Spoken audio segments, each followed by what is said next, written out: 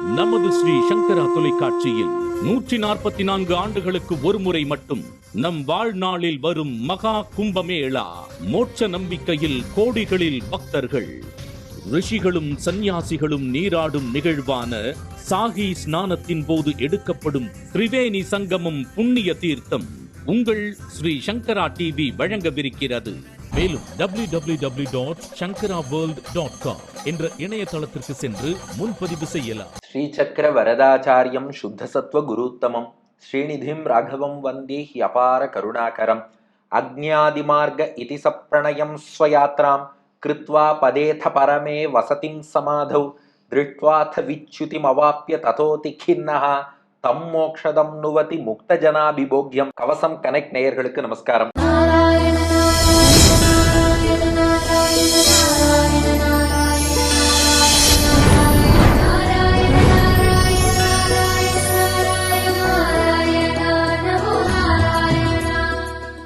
ஆழ்வார்களின் தலைவராகிய நம்மாழ்வார் அருளிய தமிழ் வேதமான திருவாய்மொழியில 10ஆம் பத்து 10ஆம் திருவாய்மொழி பதிகம், நிறைவு பதிகம், முனியே நான்முகனே முக்கண்ணப்பான்னு தொடங்கக்கூடிய அற்புத பதிகத்தின் 4வது பாசுரத்தை இன்றைய தினம் நாம் காண உள்ளோம்.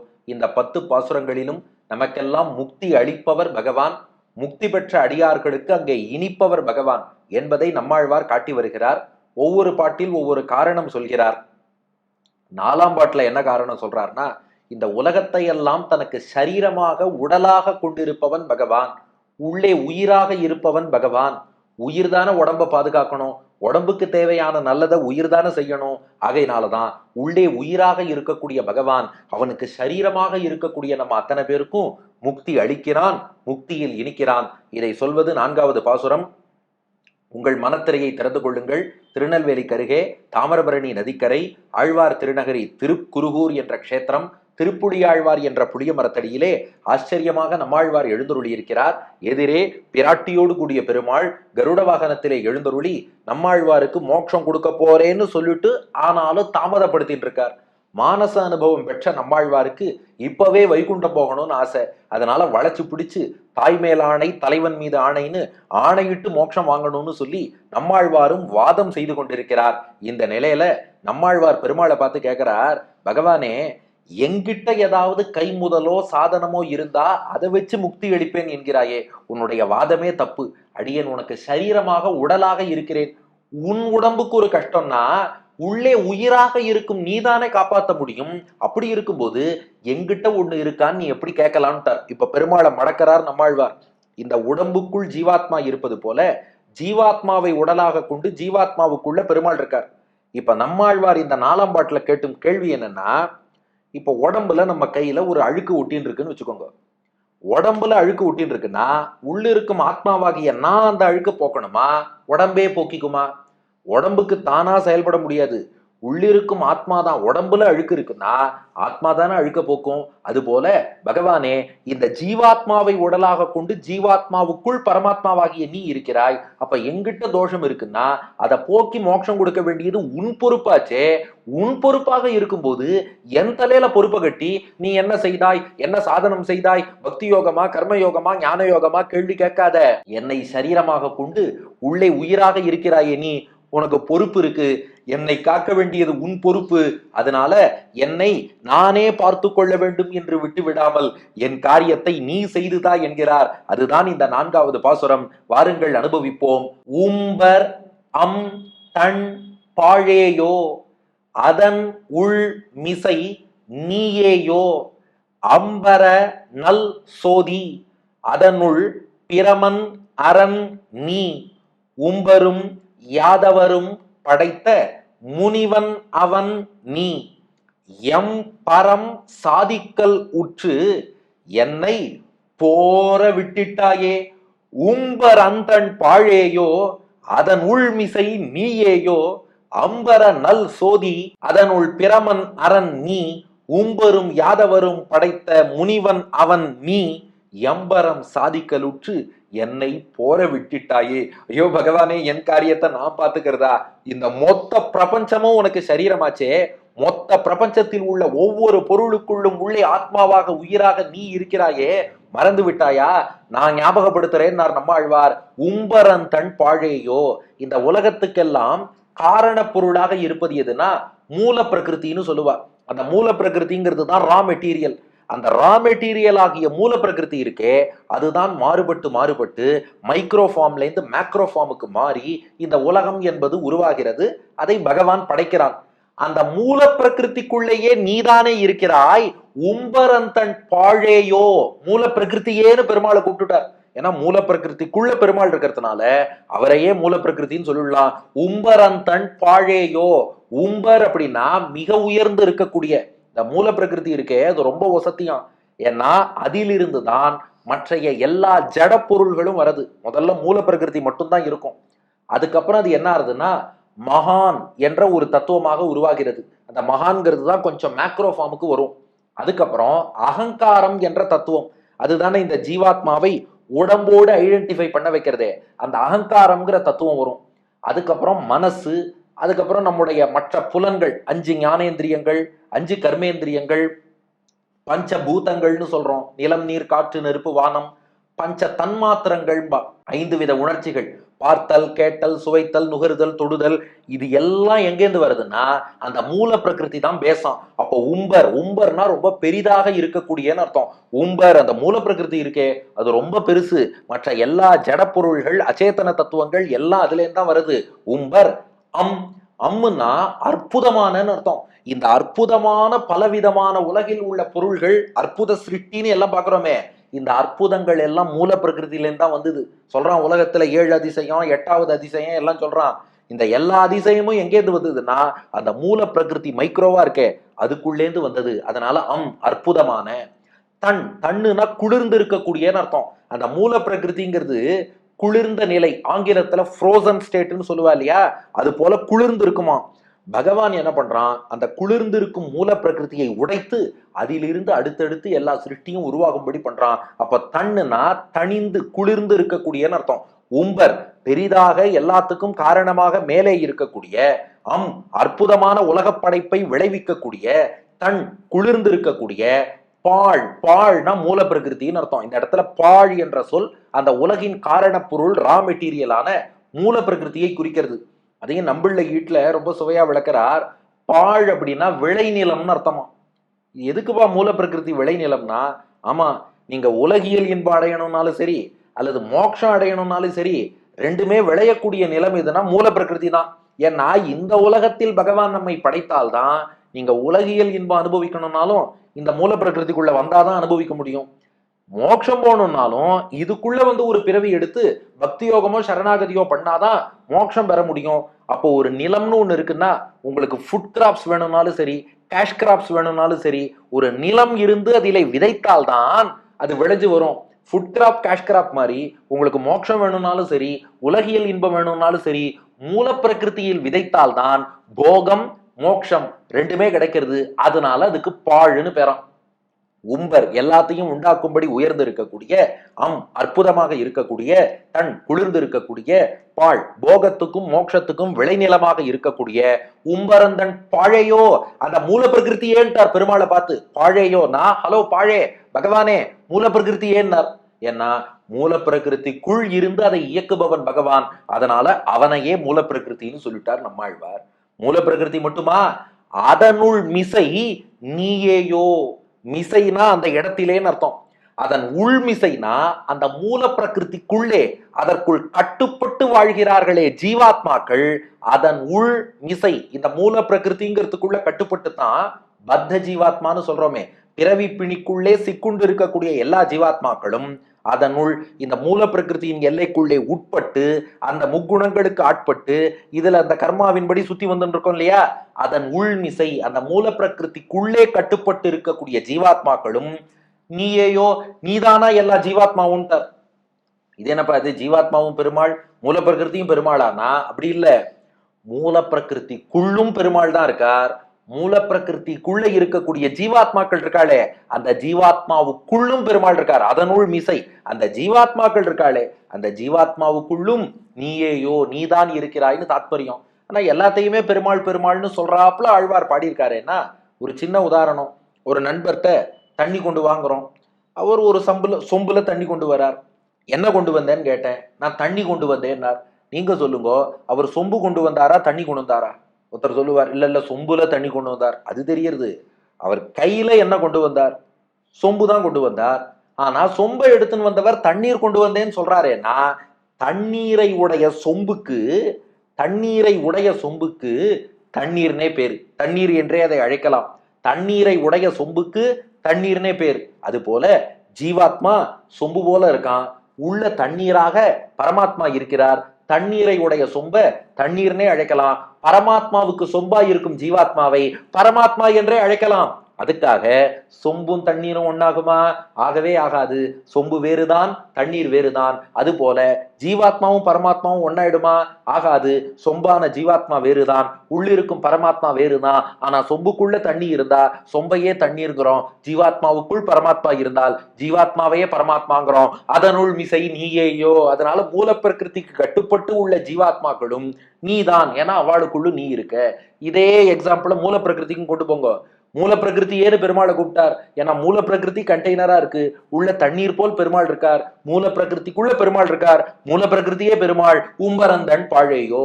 ஜீவாத்மாவுக்குள்ள பெருமாள் இருக்கார். ஜீவாத்மாவே பெருமாள். அதனுள் மிசை நீயேயோ. அப்ப மூல பிரகிருதியாவும் நீயே இருக்கிறாய். அதற்குள் கட்டுப்பட்ட ஜீவாத்மாக்களுவாகவும் நீயே இருக்கிறாய். இவை மட்டுமா? அம்பர நல் சோதியினர். பகவானே நீ எதுவாக இருக்கிறாய்? அம்பர. அம்பரம்னா வானம், ஆகாசம்னு அர்த்தம். நல் சோதி. சோதினா நெருப்புன்னு அர்த்தம். வானம் நெருப்பு ரெண்டு பூதம் சொல்லிட்டாலே மற்ற பூதங்களும் இன்க்ளூடட், உபலட்சணம், ஆகுபெயர்னு புரிஞ்சுக்கணும். வானத்தையும் நெருப்பையும் சொன்னார். அத்தோடு நிலம், நீர், காற்று அந்த மூன்றையும் சேர்த்துக்கோங்க. அப்போ அம்பர நல் சோதி என்றால் வானம் நெருப்பை உபலட்சணமாக காட்டி நிலம், நீர், காற்று அத்தையும் சேர்த்துண்டு பஞ்சபூதங்களுக்குள்ளும் நீதான் இருக்கிறாய். அம்பரனல் சோதி. அப்ப பஞ்சபூதங்களுக்குள்ளும் நீதான் இருக்கிறாய். இந்த பஞ்சபூதங்களால் உருவாகி இருக்கக்கூடிய 14 உலகங்கள் அத்தனைக்குள்ளும் நீதான் இருக்கிறாய். அதனால பஞ்சபூதங்களும் நீயே, 14 உலகங்களும் நீயே. இவை மட்டுமா? அதனுள் பிரமன் அரண் நீ.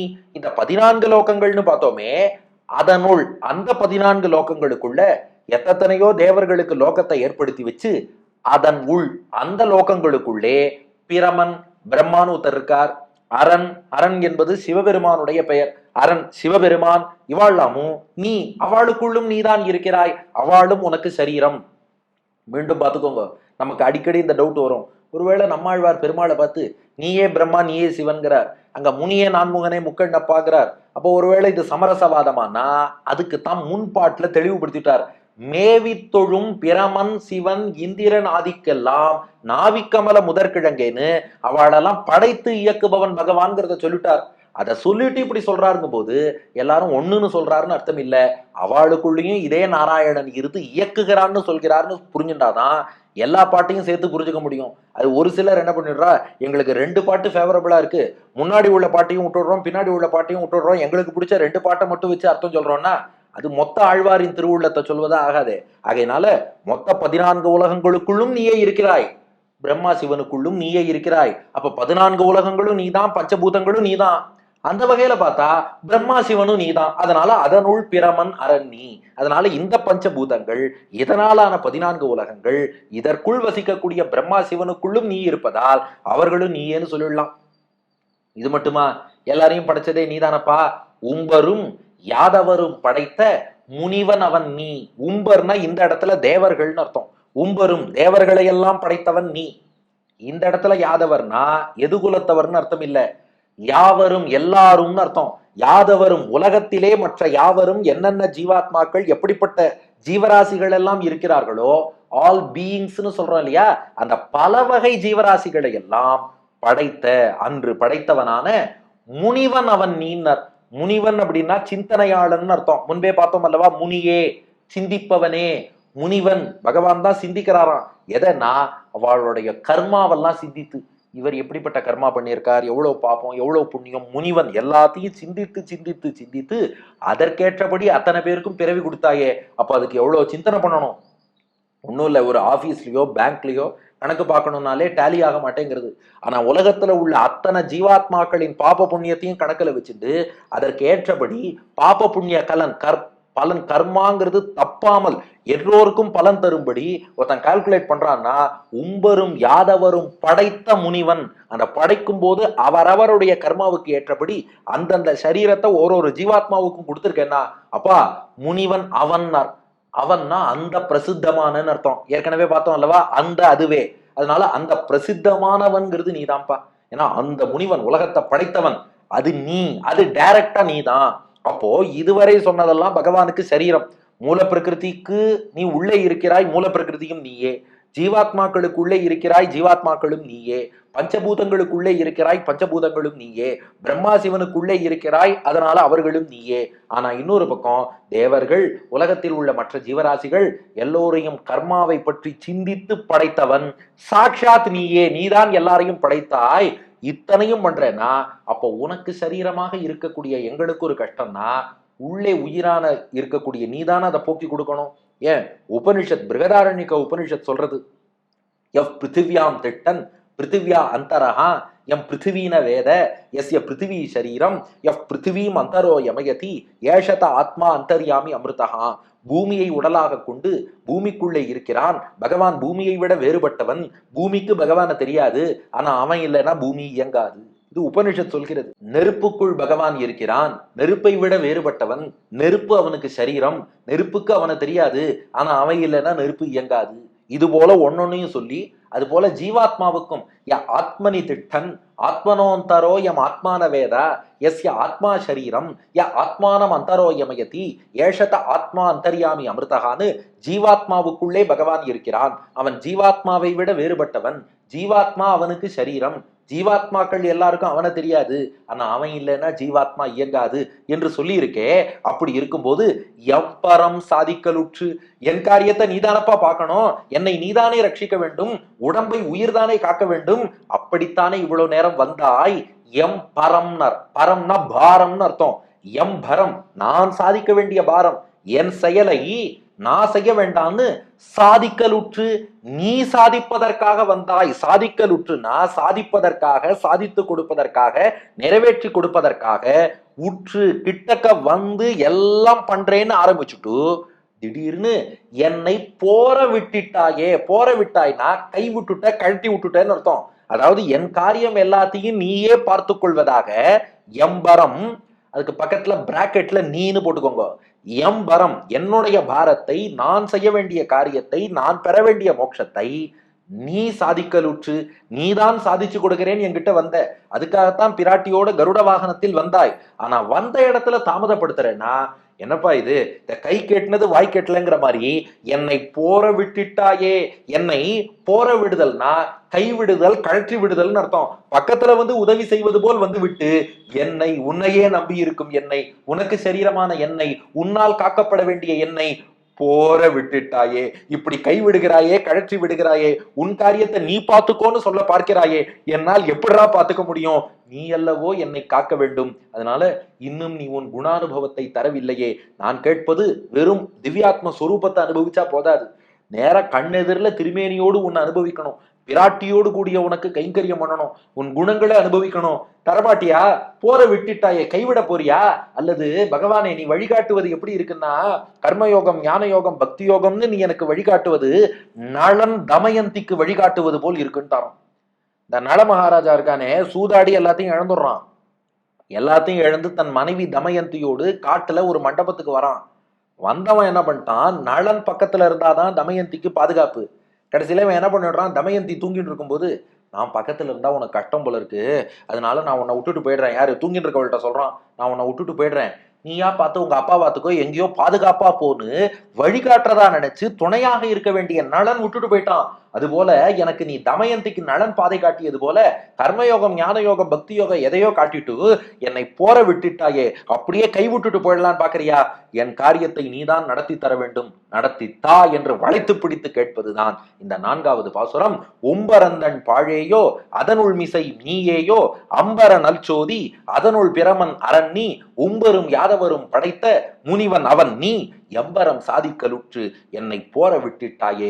மூல பிரகிருதிக்குள்ளும் நீயே இருக்கிறாய், ஜீவாத்மாக்களுக்குள்ளும் நீயே இருக்கிறாய், ஐம்பூதங்களுக்குள்ளும் நீயே இருக்கிறாய், பிரம்மா சிவனுக்குள்ளும் நீயே இருக்கிறாய், அத்தனை தேவர்களையும் உயிர்களையும் படைத்த சிந்தனையாளன் என்பவனும் நீதான். இப்படிப்பட்ட நீ என் காரியத்தை நீ சாதிப்பதாக வந்து பேசிய நீ என்னை விட்டுட்டு போறதாவது, என்னை கைவிடுவதாவது செய்யக்கூடாது என்பதுதான் பாசுரத்தின் கருத்து.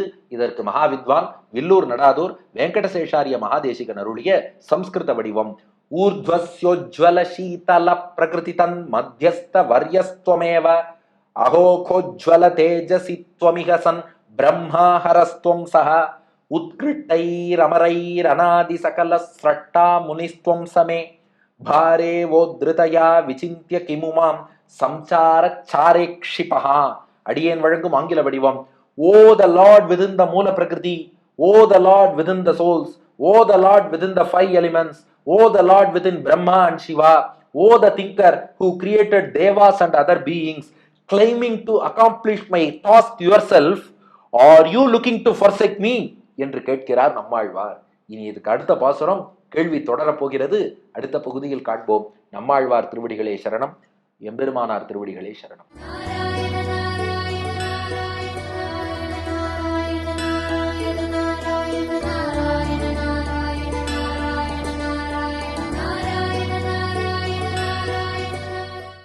பரந்தன் பாழேயோ அதனுள் மீசை நீயேயோ அம்பரனச்சோதி அதனுள் பிரமன்னரண்யே. பரந்தன் பாழேயோ அதனுள் மீசை நீயேயோ அம்பரனச்சோதி அதனுள் பிரமன்னரண்யே.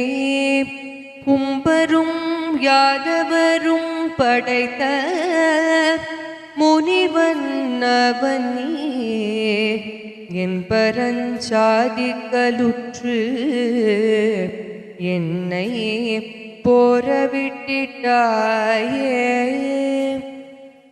கும்பரும் யாதவரும் படைத்த முனிவன் அவனே எம்பரம் சாதிக்கலுற்று என்னை போரவிட்டிட்டாயே. எம்பரன் சாதிக்கலுற்று என்னை போரவிட்டிட்டாயே.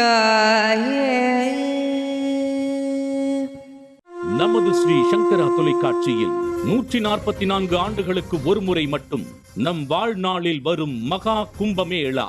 மோட்ச நம்பிக்கையில் கோடிகளில் பக்தர்கள், ரிஷிகளும் சந்நியாசிகளும் நீராடும் நிகழ்வான சாகி ஸ்நானத்தின் போது எடுக்கப்படும் திரிவேணி சங்கமம் புண்ணிய தீர்த்தம் உங்கள் ஸ்ரீ சங்கரா டிவி வழங்கவிருக்கிறது. மேலும் www.shankaraworld.com என்ற இணையதளத்திற்கு சென்று முன்பதிவு செய்யலாம்.